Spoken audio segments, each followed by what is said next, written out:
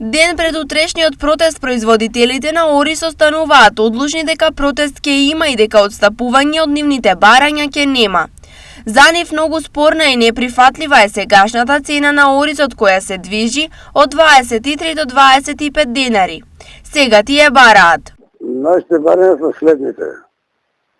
Откупната цена е 2 пати пониска од производната цена. Што значи, со овој 18 до 25 денара оризова арпа да се откупи од 15 до 18, па сега значи при крај още 10% и почна уди ориз. Нема да се качеја цената.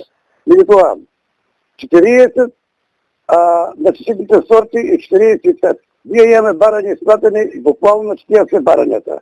Да дојдат, да седнеме, да разговараме, да преговараме. Оризопроизводителите веќе кренаа раци од државните субвенции, зашто дури и со нив тврдат дека живот за нив нема. Субвенциите со тие лижавки доста залежуваат, субвенции не ни интересират више. И тие не се исплатени и таа лижавка ке ви дадеме, тоа е се со ке.